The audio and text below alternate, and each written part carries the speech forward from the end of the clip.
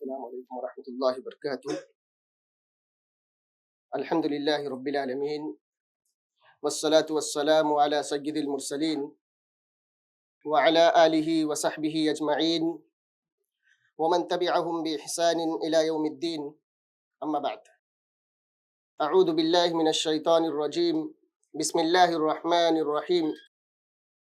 یا ایہا الذین آمنوا توبوا إلی اللہ توبة نصوحا، وقال النبی صلی اللہ علیہ وسلم کل بنی آدم خطاء وخیر الخطائین التوابون، رواہ الترمذی۔ محترم سامعین، ہم میں کا ہر انسان گنہگار ہے، ہر انسان خطا کار ہے، سیاہ کار ہے۔ کوئی بھی انسان یہ دعویٰ نہیں کر سکتا ہے کہ مجھ سے غلطیاں نہیں ہوتی ہیں، مجھ سے گناہ نہیں ہوتے ہیں، مجھ سے اللہ اور اس کے رسول صلی اللہ علیہ وسلم کی نافرمانیاں نہیں ہوتی ہیں۔ انسان نماز کا پابند ہو، تہجد گزار ہو، متقی ہو، پرہیزگار ہو، کوئی بھی یہ نہیں کہہ سکتا ہے کہ مجھ سے غلطیاں نہیں ہوتی ہیں، گناہ نہیں ہوتے ہیں۔ ہر انسان سے غلطی ہوتی ہے، گناہ ہوتے ہیں۔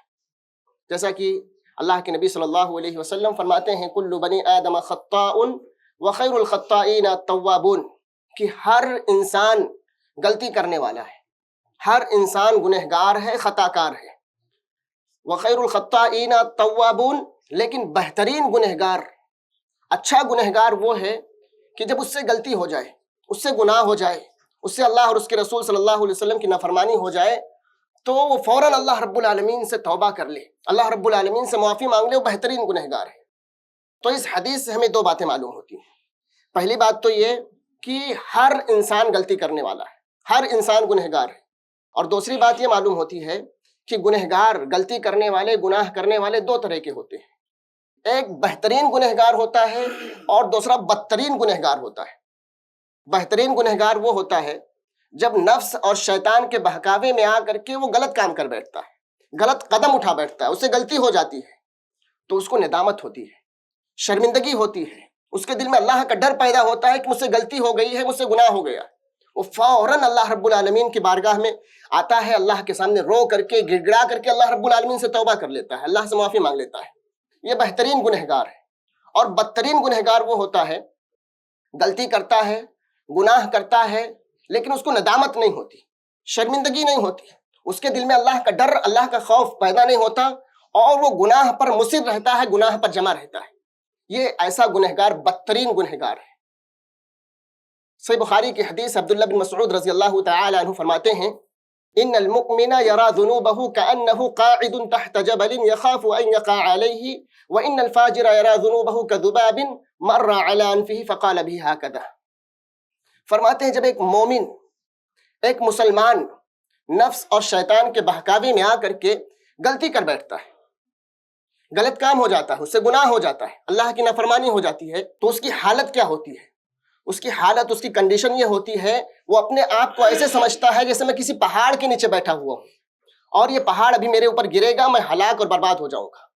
یعنی وہ گناہ کو ہلاک اور برباد کرنے والی چیز سمجھتا ہے، اور وہ اللہ سے توبہ کر لیتا ہے، معافی مانگ لیتا ہے۔ لیکن جب وہیں ایک فاجر، ایک فاسق شخص سے غلطی ہوتی ہے، گناہ ہوتا ہے، تو اس کی حالت یہ ہوتی ہے، وہ گناہ کو ایسے سمجھتا ہے جیسے ایک مکھی اڑتے اڑتے آئی، اس کے ناک پر بیٹھی، اس نے ہاتھ سے اشارہ کیا، مکھی اڑ گئی۔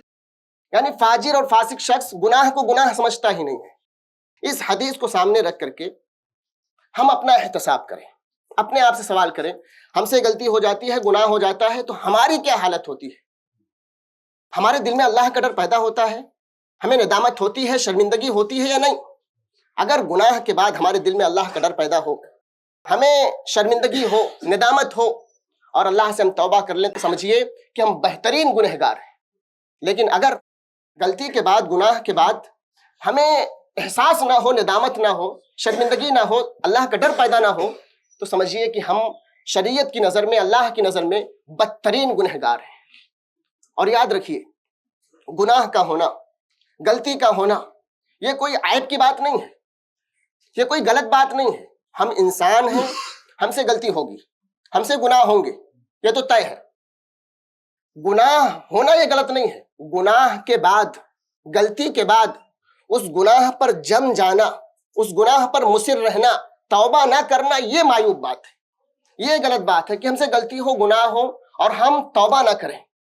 قرآن کریم کو پڑھیے، اللہ رب العالمین نے قرآن حکیم کے اندر کئی ساری جگہوں پر حضرت آدم علیہ السلام اور ابلیس کا واقعہ قصہ بیان کیا ہے۔ اس قصے میں ہمارے لیے عبرت کا سامان ہے۔ اللہ رب العالمین نے جب آدم علیہ السلام کو پیدا فرمایا، وَإِذْ قُلْنَا لِلْمَلَائِكَةِ اسْجُدُوا لِآدَمَ فَسَجَدُوا إِلَّا إِبْلِيسَ، فرشتوں کو حکم دیا کہ آدم علیہ السلام کے لیے وہ سجدہ کریں۔ اللہ کا حکم پاتے ہی سارے فرشتے سجدے میں گر گئے، ابلیس نے سجدہ نہیں کیا۔ اب ہونا کیا چاہیے تھا؟ وہ معافی مانگ لیتا اللہ سے کہ اللہ مجھ سے غلطی ہو گئی، اللہ معاف کر دیتا اس کو۔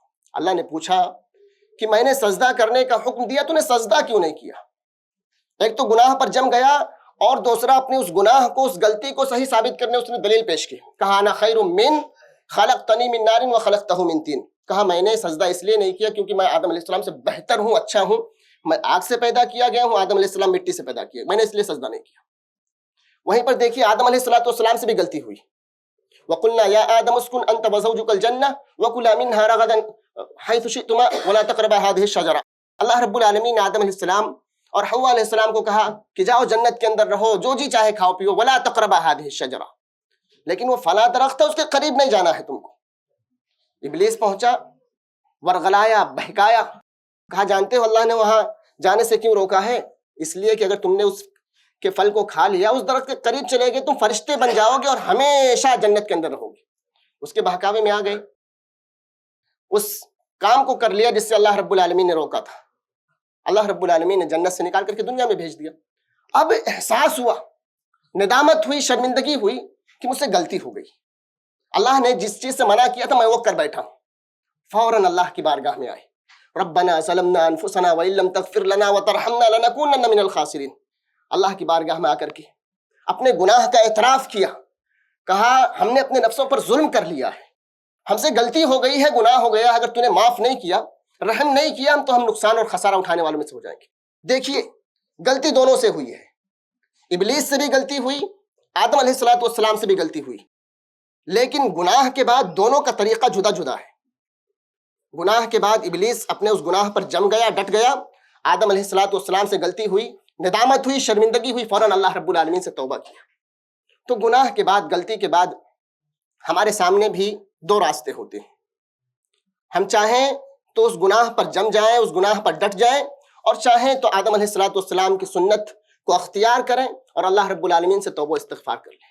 تو یقیناً ہم آدم علیہ السلام کی اولاد ہیں، تو ہمیں جب بھی ہم سے غلطی ہو، جب بھی ہم سے گناہ ہو، تو ہمیں فوراً اللہ رب العالمین سے توبہ کرنی چاہیے، اللہ رب العالمین سے معافی مانگنی چاہیے۔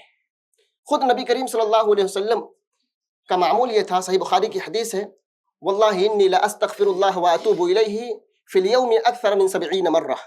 آپ صلی اللہ علیہ وسلم قسم کھا کر کے فرماتے ہیں کہ میں دن میں 70 دفعہ سے زیادہ، 70 مرتبہ سے زیادہ اللہ رب العالمین سے توبہ کرتا ہوں، استغفار کرتا ہوں۔ حالانکہ نبی کریم صلی اللہ علیہ وسلم کے اگلے پچھلے سارے گناہ معاف ہیں، معصوم عن الخطا ہے آپ صلی اللہ علیہ وسلم، اس کے باوجود دن میں 100 بار، 70 بار اللہ رب العالمین سے توبہ کر رہے ہیں، استغفار کر رہے ہیں۔ تو سوچئے ہمیں کتنی مرتبہ اللہ رب العالمین سے توبہ کرنی چاہیے۔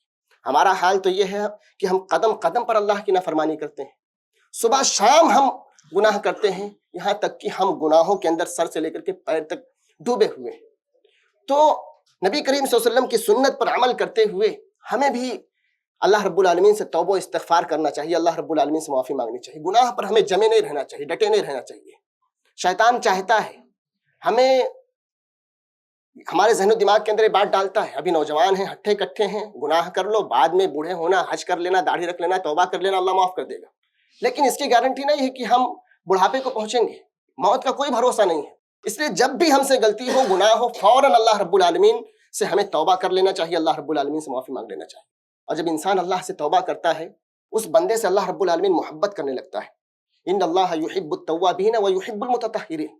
غلطی ہوئی، گناہ ہوا، ہم نے اللہ کی نافرمانی کی، لیکن جب اللہ کے سامنے آتے ہیں، اپنے ہاتھوں کو پھیلا کر کے، اپنے گناہوں کا اعتراف کر کے 2 آنسو اللہ رب العالمین کے سامنے بہا دیتے ہیں، اللہ رب العالمین ہم سے محبت کرتا ہے، ہماری پوری زندگی کے گناہوں کو معاف کرنے کے لیے تیار رہتا ہے۔ اور صحیح مسلم کی غالباً حدیث ہے، اللہ کے نبی صلی اللہ علیہ وسلم نے مثال دے کر کے فرمایا کہ اللہ رب العالمین کے سامنے جب انسان روتا ہے, گڑ گڑاتا ہے, توبہ استغفار کرتا, کتنی محبت کرتا ہے کہ ایک بندہ اپنے سواری کو لے کر کے, اپنے اونٹ کو لے کر کے صحرا میں نکلتا ہے, اس سواری پر اس کے کھانے پینے کا سامان لدا ہوا ہے, اور سواری اس کی اچانک غائب ہو جاتی ہے, گم ہو جاتی ہے. اس سواری کو خوب ڈھونڈتا ہے, بھوکا ہے, پیاسا ہے, اس پر کھانے پینے کا سامان لدا ہوا, مایوس ہو جاتا ہے وہ کہ اب مجھے وہ سواری نہیں ملے گی. آ کر کے ایک درخت کے نیچے بیٹھتا ہے, اور پھر دیکھتا ہے وہ جس سواری سے مایوس ہو گیا تھا, وہ سواری اس کے سامنے آ کر کے کھڑی ہو جاتی ہے. وہ اتنا خوش ہوتا ہے, اتنا خوش ہوتا ہے, کہتا اللہم انت عبدی وانا ربک, کہتا اللہ تو میرا بندہ ہے, میں تیرا رب ہوں. اتنا زیادہ خوش ہو جاتا ہے کہ اس کی زبان سے کیا بات نکل رہی ہے, کیا جملہ نکل رہا ہے, اس کو احساس نہیں ہوتا, خبر نہیں رہتی ہے. کہتا اللہ میں تیرا رب ہوں, تو میرا بندہ ہے. اللہ کے نبی صلی اللہ علیہ وسلم فرماتے ہیں وہ بندہ اپنے اس سواری کو پا کر کے جتنا خوش ہوتا ہے, اس سے زیادہ خوش اللہ رب العالمین اس وقت ہوتا ہے جب ایک بندے سے غلطی ہوتی ہے, نفس اور شیطان کے بہکاوے میں آ کر کے غلط قدم اٹھا بیٹھتا ہے, غلط کام کر بیٹھتا ہے, اس کو ندامت اور شرمندگی ہوتی ہے, اللہ کے سامنے آ کر کے روتا ہے, گڑ گڑاتا ہے, توبہ استغفار کرتا ہے, تو اللہ رب العالمین اس بندے سے زیادہ خوش ہوتا ہے. تو اس لیے ہم سے جب بھی غلطی ہو, گناہ ہو, اللہ اور اس کے رسول کی نافرمانی ہو جائے, تو ہمیں گناہ پر مصر نہیں رہنا چاہیے. فوراً اس گناہ کو چھوڑ کر کے اللہ رب العالمین کے سامنے رونا چاہیے, اللہ رب العالمین کے سامنے گڑ گڑا کر کے اللہ رب العالمین سے معافی مانگ لینی چاہیے, اللہ رب العالمین کو راضی اور خوش کر لینا چاہیے. اللہ رب العالمین سے دعا ہے کہ ہم تمام لوگوں کو کثرت سے توبہ استغفار کرنے کی ہمیں توفیق عطا فرمائے. آمین. وآخر الدعوانا الحمدللہ رب العالمین, والسلام علیکم ورحمۃ اللہ وبرکاتہ. ایسے ہی فائدہ مند اسلامک ویڈیوز دیکھنے اور منہج سلف پر کتاب و سنت کی تعلیمات کو عام کرنے میں ہمارا تعاون کرے, تاکہ آپ کے لیے ذریعہ نجات, جنت کے حصول کا سبب, ساتھ ہی مال میں برکت و اضافے کا ذریعہ بھی بنے. آمین. جزاک اللہ خیرن.